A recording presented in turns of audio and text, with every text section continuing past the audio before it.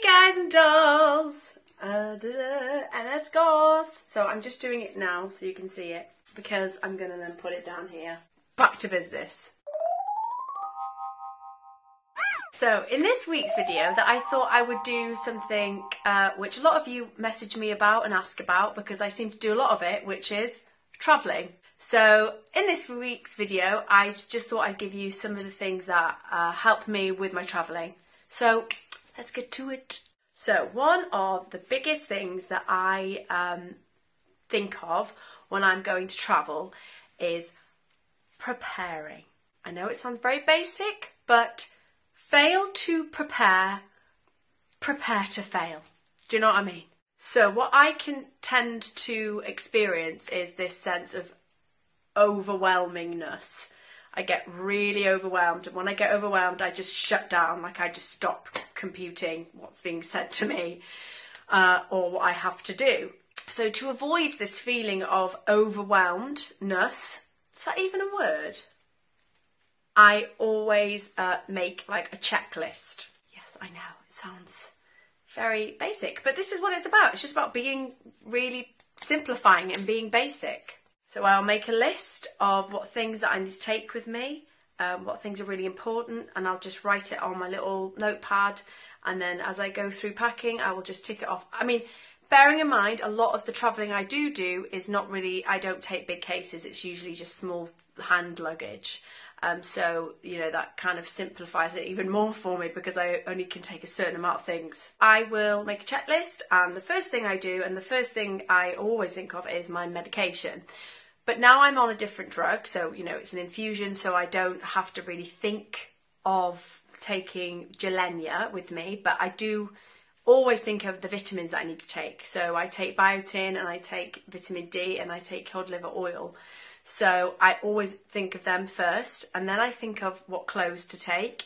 Now, talking about this feeling of feeling overwhelmed, I try as best as I can to not take too many clothes with me because I just get a bit like, oh my god, what's... Yeah. So I'll take a small amount of things with me and usually pre-plan what I'm going to wear.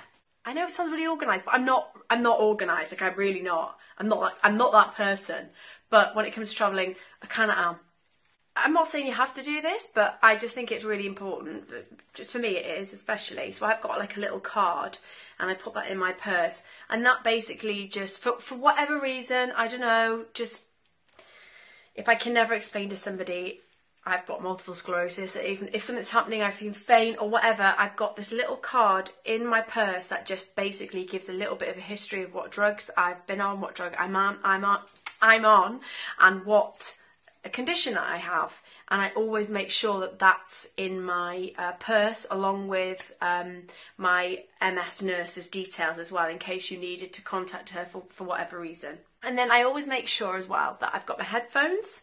Again, it's very simple, but I usually use this time that I'm on the plane to sleep.